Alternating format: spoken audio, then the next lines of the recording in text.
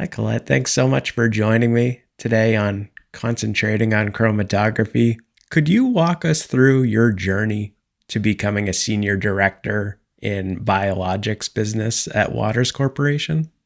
So I joined Waters about 16 years ago. I have always loved science, specifically chemistry. So immediately following my PhD from Dartmouth College, I was looking around of like where I could get broad exposure because I wasn't sure what I wanted to do next. I knew academics was not a career for me.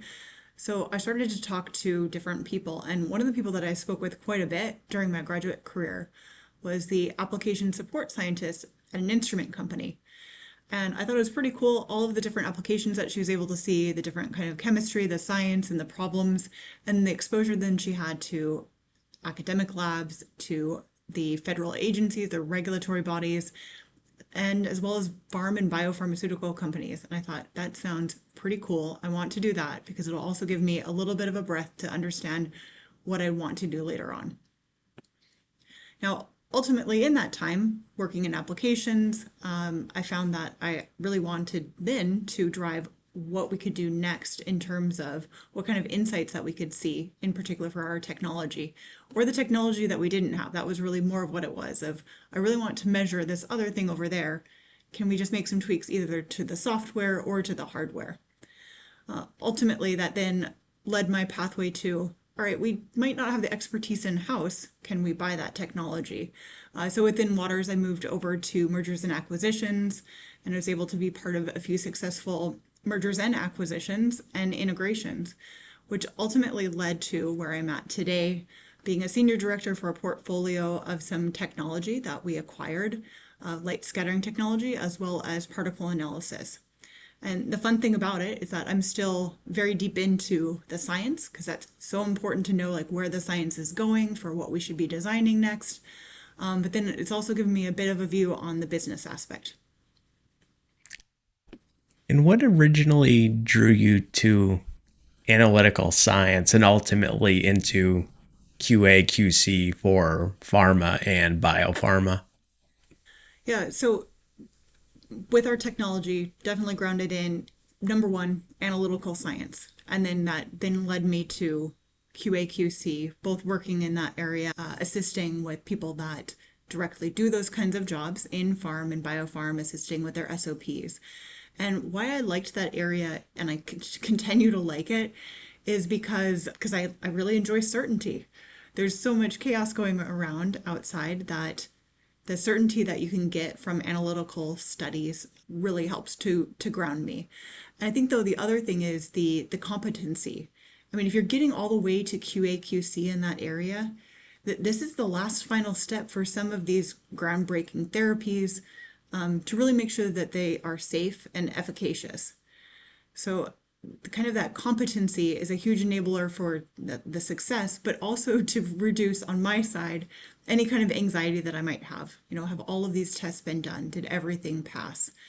And there's that extension of like into my own life as well, like having the experiments run or actually trying things out themselves or trying things out. Some people might think that that is kind of anti to somebody that's very conservative, but it's really, I want to go and experiment and try it so then I can know does it work or doesn't work. One of the other things, though, I think about like QA/QC, some people have this conception because I work very closely with a lot of people in the QC department here in the instrumentation business side as well as in farm and biopharm. And they sometimes think that it's just like a checkbox, but definitely not at all. If we think about what they're doing in there, they're running the actual tests and really understanding what those molecules are, or really understanding is that instrument ready to be released. And as you've gained this experience, how has your perspective on quality changed as biologics have become more dominant versus small molecule? So while I was in grad school, I thought I was fortunate that we contracted out our services for a small mall pharmaceutical company where we were doing QC tests.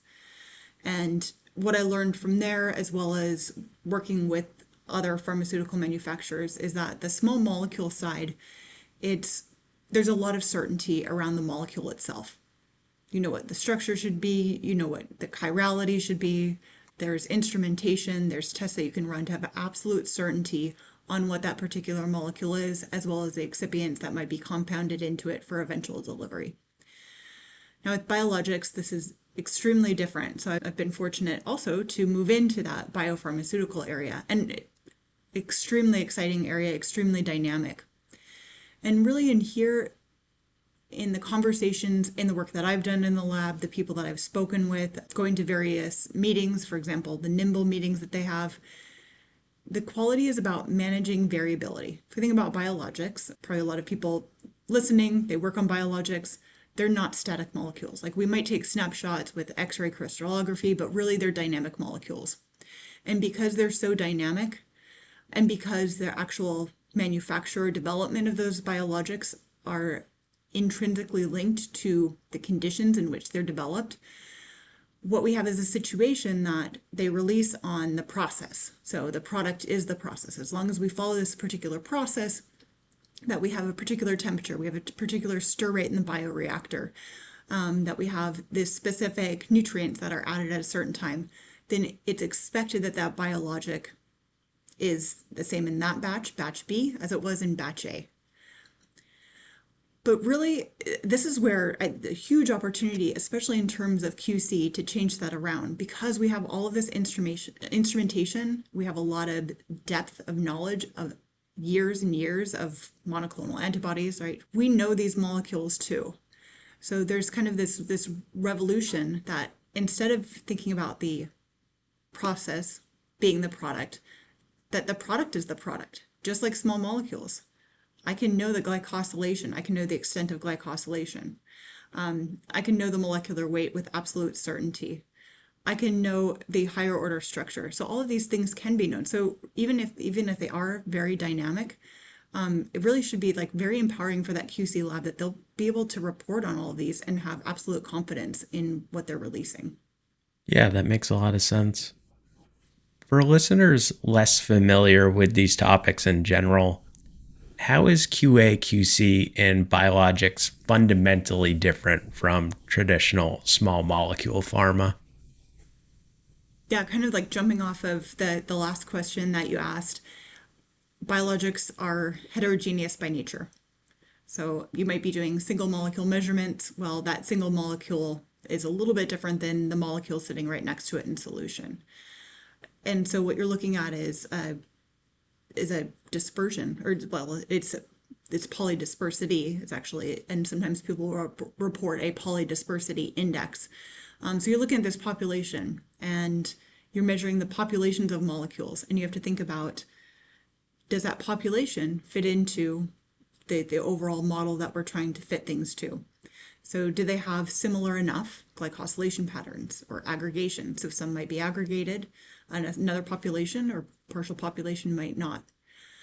So that's one of the things, like when thinking about the biologics different from small molecules, is the heterogeneous population is just inherent with biologics.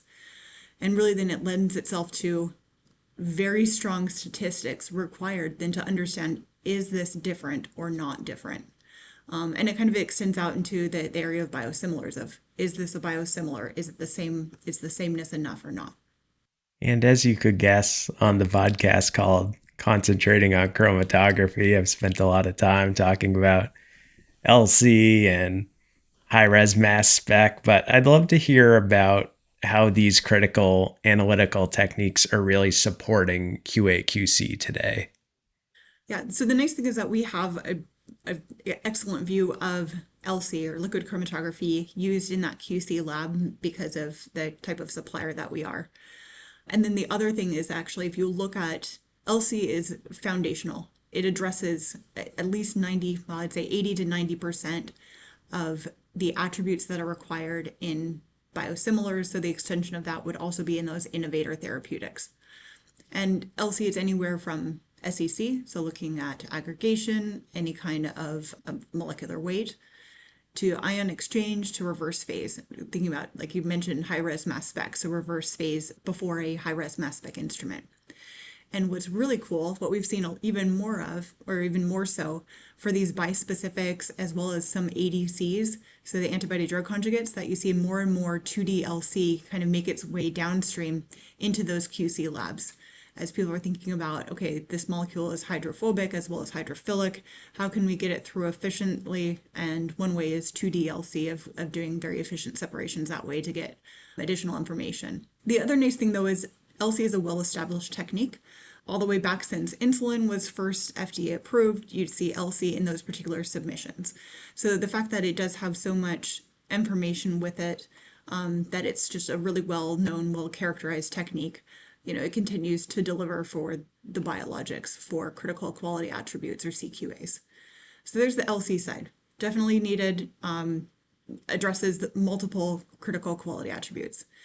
Now with the biologics, as they're becoming, as you're seeing more and more of these Frankenstein molecules or complex molecules, you're seeing more and more advanced technology too, like the high-res mass spec. So critical for identity, especially for post-translational modifications, whether it be a LIGO conjugated to a particular protein or a drug conjugated to a protein, and even extending out to radioligands, right? That's an extension of these kind of like these protein conjugates, as the proteins, the linkers, the cage, and then the radioisotope inside. And that's where absolutely mass spec is required. And then the other instrument that you start to see even more so is MALS, or multi-angle light scattering. Especially for these larger species like the lipid nanoparticles or virus-like particles or even conjugated vaccines. Because it gives you an orthogonal measure of molecular weight. It gives you additional information to the high molecular weight species as well, of is it an aggregate or is it an oligo? And that's kind of a cool thing of like pairing these different pieces together to really get this full complex picture of, I see something under this, or I see a shoulder on my chromatographic peak. And that's where you come in with the additional, like you said, the higher res technologies like mass spec, like light scattering, to understand like what's actually sitting under that shoulder. So LC raises the flag, and then a detector downstream gives you even more information. In addition to that, though, I mean, we could go on and on about all the different techniques. I really love instrumentation, whether it be even things outside of the portfolio that I know, but instrumentation that I've used a lot. So capillary electrophoresis, to look at the charge variance. Aggregates, we spoke a little bit about that. Definitely you can measure it by light scattering with a UV detector, a MALS detector. And then alternatively, if you think about the more and more these larger species aggregating out, or these subvisible particles, and how those are measured, whether it be by, if they're a little bit smaller, dynamic light scattering, or even some type of background membrane imaging or microfluidic imaging. So kind of a cool thing, like especially if you think about all of these are sitting in that QC lab, all the different instrumentation that they get to play with. It's pretty fun. I was super excited to hear you mention 2DLC, just because Okay. on the podcast we've talked about 2DGC a little bit. So I knew I knew it was out there somewhere with the LC side of things. So it's very interesting to hear about, and certainly worth a dedicated episode, I would say, to get into. Definitely, especially if you start to talk to people that work on a lot of conjugated species, they're looking at 2DLC and then the bispecifics or multispecifics. 2DLC is the way to go if you think about the complexity there. And right, you've got all of these different antigen binding sites. You can do an affinity chromatography and then follow it up by other different separation techniques like an SEC or something. And earlier you had noted that biologics are inherently heterogeneous. How does that complexity show up in QC testing? So I did speak a little bit about the shoulder before. Right. And if you think about, like, either it shows up as a shoulder, so you think about chromatogram and you've got a shoulder and you ask yourself, did I just do a poor job separating it, or is there something actually sitting under there? And the other one is the heterogeneity, is just looking at the full width at half max, or just like looking at the width of the peak, because then you know that you have increased polydispersity or in your particular sample. Now that'll raise the flag, but now you need to look under the peak, because you could easily, even a symmetric, like eluting species that elutes with, a pretty sharp peak, you could also have coelution under there too. And so LC sometimes will raise the flag. And then you'll see like there's an issue, either whether it be any kind of like structural change that then would cause it to elute at a different time. But then the other one, like the tricky piece, is actually talking to a few of our customers, and they're talking about coelution of species. So you might have something that has like a contaminant with a similar molecular weight that then on an SEC column will elute at the same time. So those are particularly tricky to try to parse out and understand what's going on there. But then you'll also have co-eluting species where they'll have different molecular weights, but they'll have similar higher order structures. So if you think about an SEC column and what you're doing for calibration, you're basically looking at, you've got your protein ladder, and then you assume then that everything's globular, and then it's going to elute at specific times. But we know not everything's globular. So we've also had basically times where people have come to us with especially with our light scattering instrumentation, and they said, yeah, it really saved my butt that time. And those are exactly the words that they use, because we had a contaminating species, totally different molecular weight. It was like this partially unfolded piece, but it so happened to elute at the same time as my molecule. And it really saved us in there that we could find it and then actually then change our purification method. Can you give examples of CQAs, critical quality attributes, that are particularly challenging to measure? Yeah, so it goes back to, I was just talking a little bit about the protein ladders and pieces. So in particular, one of the more challenging pieces to measure are the high molecular weight species. So many times that we'll look at chromatograms and people will see like, here's the monomer, here's the dimer, and here's all this other little stuff that's sitting out before those particular peaks. And we just call it high molecular weight species. But for a QC lab, that's not good enough. Okay, so they have to know what percentage of it. Great, you can get that through LC optical. But then it actually becomes even more critical, especially if you think about some of the hot molecules out there today, like the GLP-1As. It's not just good enough to say there's high molecular weight species sitting out there. They have to know, is that an oligomer or is it an actual aggregate that's sitting way out there? Because these form like super high molecular weight species. So not just dimers, it's even higher than that. And they need to be able to quantify as well as identify those differently from any kind of aggregates. So that's been particularly tricky. But the way that they do this now is through light scattering, because you can actually get the molecular weight of everything that's like sitting under that particular peak. And then you can know, is this an oligomer or is it just this huge aggregate sitting out there? And this next question gets me excited for ASMS in about a month from now. But what recent advances in analytical instrumentation are having the biggest impact on QA/QC? Yeah, so one of the things that we have seen a lot more is, I mean, you brought up ASMS, so I definitely have to bring up mass spec because we see it all the time, right? I go and visit customers, I visit their QC labs, and many times you'll see a very simple single quad instrument. So not intact, they're just looking at the peptides to just do confirmation. But now that these molecules are becoming even more complex, we're seeing more and more high res mass spec instrumentation sitting in there because people are like, okay, peptide mapping is good, but what does it look like in its entire species? I mean, we've been speaking a lot about proteins, but like you can also extend this out to oligonucleotides of that diastereomer. If I don't have high res mass spec, how can I tell whether or not like there is that diastereomer and what particular percentage is sitting out there? So more and more high res mass spec connected on, typically reverse phase separation with the LC. And the other one is the multi-angle light scattering. So some of the molecules that have been really hot that require this kinds of in-depth analysis also includes lipid nanoparticles. So you'll see those with like the in vivo CAR T, as well as mRNA delivery, and even some siRNA and some other small molecules are delivered via lipid nanoparticles.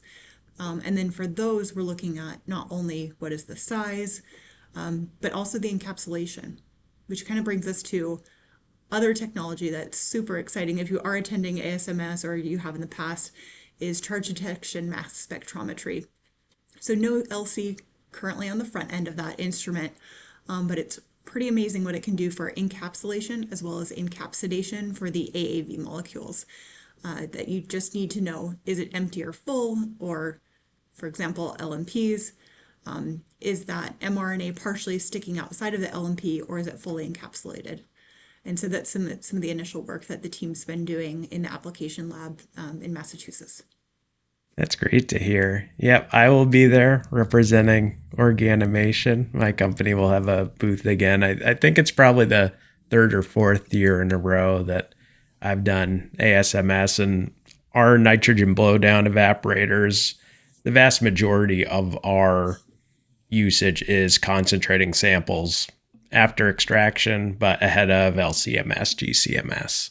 So ASMS is a really great fit because unlike an event like ACS where there's 20 different types of chemistry, everybody at ASMS is focused on some area of mass spec. So it's a really great place to Yeah. be. Yeah, it's a good community, definitely. I know the team here, like they've been working on getting ASMS ready for several months now. It's a big event for us. And outside of AI, the other big topic that everyone loves talking about is automation. What role does automation play in modern QC labs, and where is it still underutilized, in your opinion? Yeah. So it's interesting. Some people think about QC labs and they think, gosh, automation maybe not totally required there because there's not as many samples that go to QC versus something like discovery. But then there's the opposite that I've heard as well of we want to reduce that kind of variability that you could have from someone, for example, pipetting or diluting samples or adding different additives, you know. So that's one of the things like it heard it back and forth. But one of the trends that I have been hearing from quite a few people, and actually even today I had a conversation with one of my colleagues, we were talking about lights out labs. So the idea of this lights out lab of if we want to eventually get to that point, or whether it be lights out lab or real time release, really you're going to see more and more automation. But I think where it's underutilized is on the software side. There are many software packages that offer automation and analysis. And then in addition to that, they'll throw up flags if you're outside of particular specs, or they'll offer automation in for quality tests. If you're going to be running in QC automatically before it runs it, it does a quality check on the system to say, yes, it's ready to go. But outside of it, I think on automation and any kind of machine learning that we could also incorporate it into that, if we think about like the bigger picture, is the analysis that could be done on these larger data sets or these larger pools of information that we have. Right, we were talking a lot about all of these different orthogonal techniques where kind of their data sits in different software systems. And I think there's a really opportunity there to bring those kinds of like all of that data together in an automated fashion and really help to monitor the molecule. But then outside of that, it's also monitoring the environment in which that particular like measurement was done. Because that's one of the other things I attended an FDA seminar. We were talking about variability in measurement, and a few of the different innovators there, they were saying, or the biopharmaceutical companies, they were saying actually one of the biggest challenges that we have is the environment. So we might have systems that they pass all of these specs. We have the automation that then tells us, or like on the system, like automated checks of it's ready to run. But we found that the environmental factors also play a big role into the data that we're collecting. So kind of bringing that kind of automated piece of in as well would be interesting on the environmental monitoring. And I think that like when talking about automation there, it'd probably be more like a machine learning application. Yeah, I appreciate you focusing on both the hardware and the software side because you really need both of those components. What are the biggest challenges when transferring methods from the development into QC? Method development. Yeah. I mean, like transferring the methods, it's making sure that that method is ready for QC. So not all methods are built for a QC environment. And so that was like, that's one of the biggest, the pieces of like the barriers is developing a method with that QC mindset. So the quality by design, right? And that's why they have a particular name for it is that quality by design early on in that area. It's a huge burden, like developing the methods and then testing the methods, qualifying the methods. So it's easily a 6-month process to think about that particular transfer of something that's being done in development into the QC for the method side. It's a huge burden. Do you have any general advice on how teams could better design methods early on to avoid some of those downstream QC issues that you've seen? Yeah, so one of the things like that unfortunately they can't anticipate is sometimes there will be like changes to regulations. So put that aside, but usually people know it's not usually just sprung on them. So thinking about thinking ahead. And so thinking ahead, there's again another term for this in the regulator's playbook, and that's method life cycle management. And so this is method life cycle management as well as quality by design.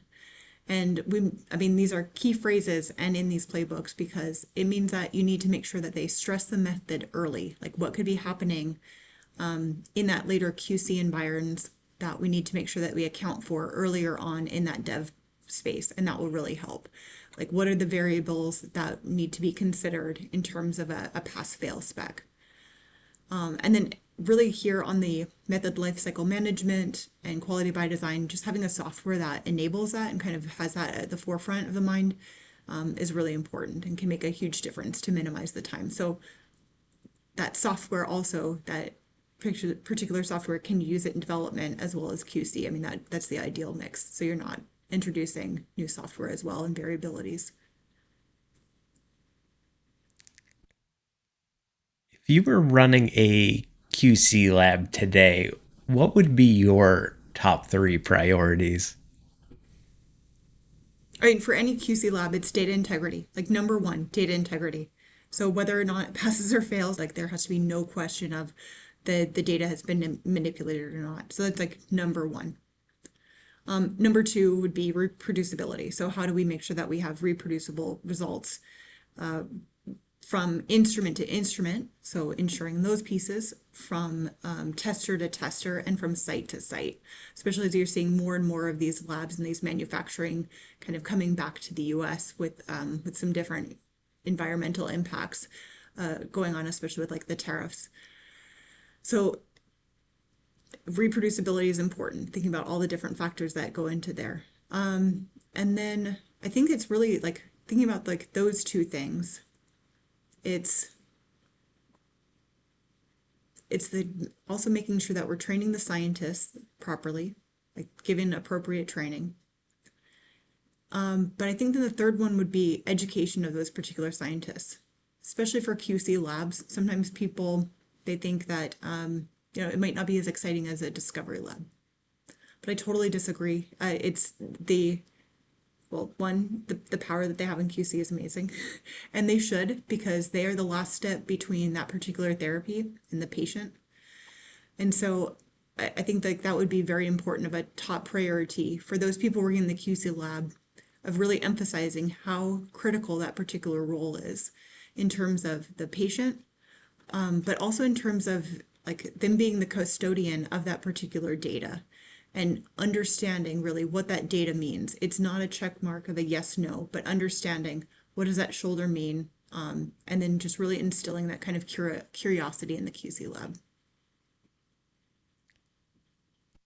I think just based on this conversation and the passion you have coming through in your answers and explanations, I think you definitely ended up in the right place in terms of where you focused on QA/QC.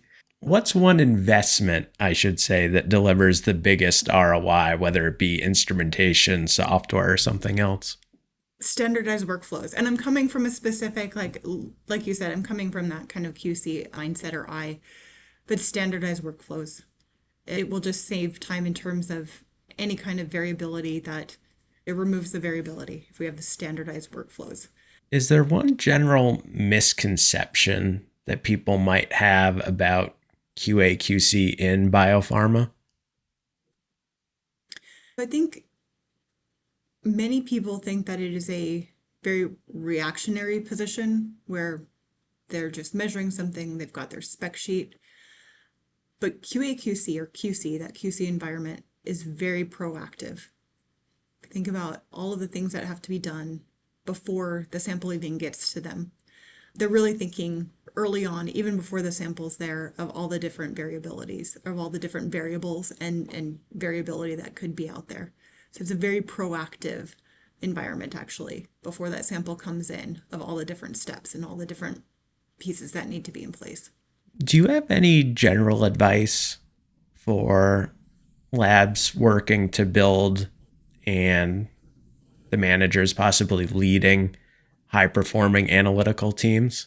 Yeah, I think some of the better performing teams that I've been a part of or that I've even led have been those that very curious about what that particular ripple in the baseline could be. And then with that curiosity, they need to be then given room to grow to and time to investigate these particular things. And I think really a failure point here for people that, or for groups that are not high performing, is they're not given that little bit of leeway to investigate themselves, and to go down that path and to be given that particular time. So I think that's very important for high producing teams, is to have that curiosity and then to be okay with failure, to be okay that we should fail. The sample shouldn't fail, but we should fail. We should try out new techniques and we could say, wow, this does not work. Or this is great. It's going to be so efficient now in my time because of this new particular tool that I'm using. So curiosity and the time. And as I mentioned, the core audience for the podcast is early career chemists.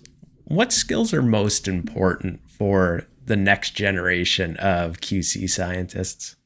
I'd say there's always the foundational piece, and that needs to be analytical fundamentals, understanding statistics, understanding an LC and how it works, and being able to use that. But I would argue that data literacy is even more important now. I mean, if we are thinking ultimately to more and more automation, it's really understanding. You need somebody on the back end of it to understand that data, to understand the mass spec, and should a flag be raised or not? And I'd say the next generation needs to be more comfortable with understanding complex data sets, bringing multiple different instrumentation insights together to really have a complete understanding. And let's say that there is a QC team that's curious about adopting some more advanced techniques, but they're hesitant. What question should they ask first scientifically rather than commercially, let's say? Yeah, it's what decision do they struggle with today? And what decision do they struggle with their data today, to either can they make that decision more confidently with additional analytical technology? So it's not about like, isn't this great? I've got this high res mass spec sitting out here. Now I can get to this very low ppb level. But is that helping them to enable to make more confident decisions to reduce the risk? Right? If you already have a method that gives clear information, reproducible answers, but if you find that you're relying on assumptions with the particular technology, then I'd say that's the time then to bring in orthogonal technology to have even more confidence in what's being reported out. And I always like to put people on the spot regarding where they see their work evolving. What do you think QC will expect from analytical methods 5 years from now that it doesn't demand today? Yeah, I mean, we already see it with a lot of the trends going on. I think it was like 2 weeks ago, the FDA was releasing some of their recent information on real-time evaluation. They've got a few pilot studies out of real-time evaluation of the safety of the safety results, from a few different companies. So if we're going to that real-time piece that way, and if we ultimately want to go to real time, I really think like the big enabler here for anything to make these rapid decisions, it's got to be machine learning in that very deep data lake that so many people have. And then ultimately, like that will help to make decisions more rapidly. But as well as like more informed decisions. So it's pretty exciting that way, that like how the machine learning will enable those particular pieces. Now, in addition, I'd say that there's a big call also for machine learning and those very deep data lakes, because these molecules are becoming so much more complex, right? We spoke a little bit about the bispecifics, there's trispecifics. So you really have to come out these molecules with so many different instrumentation, so many different data sets, to have absolute confidence.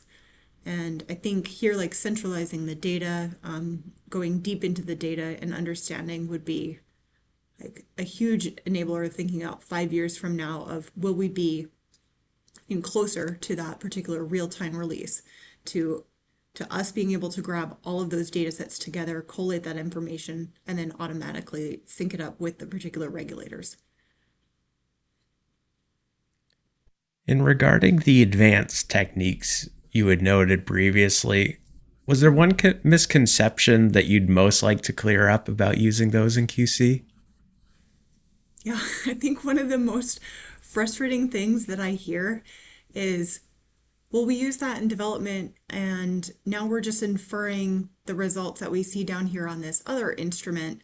So we don't need light scattering in QC, or we don't need mass spec in QC, because we just infer that when my chromatogram with optical detection looks like this particular profile that I got used to seeing all the time, that those other advanced techniques aren't needed. And many times that they're disregarded, not for it's going to take a long time to transfer them in, but they're seen as they're too complex to use. And that's tough for two pieces. Like, one is they were used in development because they're offering critical insight into the particular molecule. I think that there's value to have them in that area, in that QC space. So now it's the next argument would be, okay, are these easy enough to use, or is there a high barrier to getting them into that QC lab? And for that, I'd say the complexity is not so much in the hardware. It's more of the software and the interpretation. And so that can be learned. And I think that I would challenge myself and other instrument manufacturers of, if there are barriers, come back to us, let us know, and we can bring those down, because that data should be downstream with the molecule as well. Well, Colette, this has been super insightful. I really appreciate your time today and learning about all the great developments that are going on at Waters in the QA/QC area. So thank you so much. Thanks for having me on.